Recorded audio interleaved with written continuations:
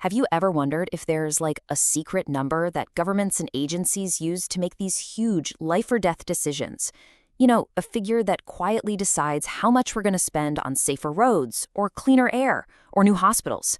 Well, it turns out there is. And today, we're going to pull back the curtain and see exactly what it is, how it's calculated, and most importantly, why it affects all of us. It's a tough question, right? How much is a life worth? I mean, it sounds almost wrong to even try and answer it. But in the world of public policy, in economics, it's a question they have to grapple with. Just not in the way you're probably thinking. So let's be super clear. We are not talking about putting a price tag on your life, or my life, or any single individual. No way. Instead, what we're talking about is a really powerful economic idea, a tool, really, that helps societies figure out how to use their limited resources to save the most lives they possibly can. And it's called the value of a statistical life. You'll hear it called VSL for short. Now, the most important word there is statistical. This isn't about one specific person. It's about preventing one anonymous death out in a huge population. It's basically a way to measure how much we, as a group, are willing to pay to make our world just a little bit safer. And this, right here, is the perfect way to understand it. Imagine there's a million of us. If every single person is willing to chip in just €1 to reduce their own personal risk of dying by a teeny, tiny amount, 1 in a million, then altogether as a society, we've just spent €1 million to save one statistical life. It's just the sum of all our little contributions to reduce a tiny bit of risk. So, okay, it's this kind of abstract number, but why does it matter so much in the real world? Well, let's take a look at how it's actually used to build the policies that shape our daily lives. The VSL is kind of like the hidden engine behind so many big decisions. You know, should we spend the money to put a new guardrail on that dangerous highway curve? Is a tough new anti-pollution law worth the cost to businesses? Should a brand new expensive heart medication be paid for by the public health system? The VSL gives policymakers a common yardstick they can use to weigh the cost of doing something against the benefit of the lives it could save. Okay, now this is where our story gets really interesting. Most of the time, when you see a VSL number, it's been calculated based on traffic accidents. But what about the biggest killer of all in many countries? In Spain, for example, the #1 cause of death is atherosclerotic cardiovascular disease.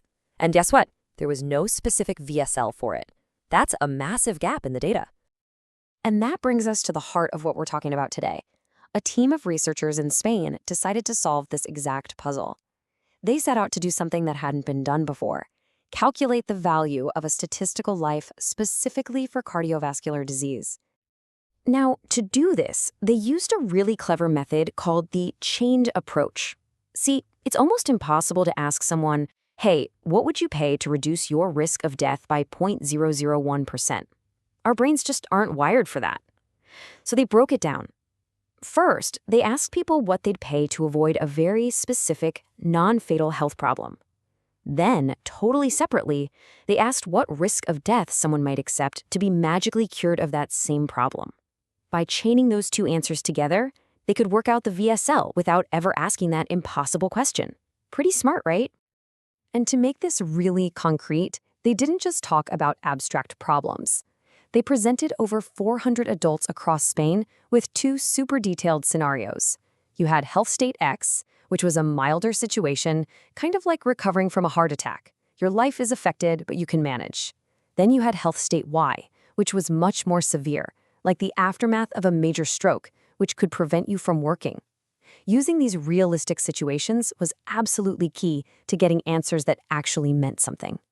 So, after all the interviews were done, after all the complicated math and the statistical modeling, the researchers were finally ready. They had crunched the numbers and were about to put a value for the first time on preventing a statistical death from the biggest killer in their country. Okay, whoa, that's a lot of numbers. Don't worry, you do not need to memorize this table. I'm just showing you this from the studies so you can see their work. They used a bunch of different ways to analyze the data. And as you can see, all the answers were kind of hovering in that €2 to €3 million range. The key thing isn't the details here, it's what they did next. See, they knew that there isn't one single perfect magic number. That's not how this works. The whole point was to establish a credible, defensible range that policymakers could actually take and use. So they combined all these different results to come up with the final representative estimate. So, after all of that work, What was the answer? Well, the researchers landed on a lower estimate for their VSL range, 1.59 million euros. And at the higher end of their calculations, they came up with an upper limit of 2.06 million euros. So, putting those two numbers together gives you the big takeaway from this entire study. They established a specific VSL range for cardiovascular disease, somewhere between 1.59 and 2.06 million euros. This gives policymakers an incredibly powerful new piece of information. So how does that number stack up? Is it high? Is it low? Well, let's put it in context. The official VSL that Spain uses for road accidents is 1.9 million euros.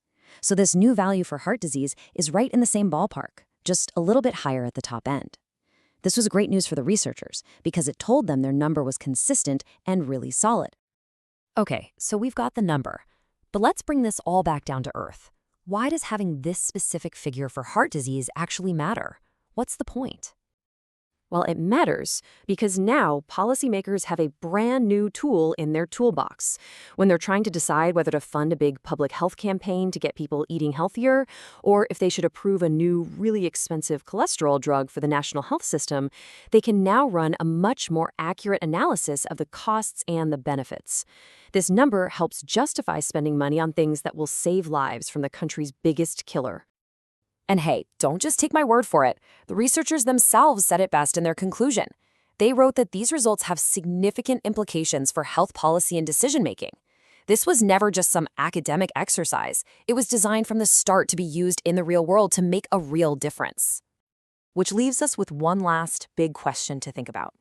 We know this number exists now. It's a pragmatic tool born from a really difficult ethical question. So the question for all of us is, how should we use it? How do we balance cold, hard data with the very human goal of saving lives and building a healthier society? It's a debate that this number doesn't end, but it does make that debate a whole lot more informed.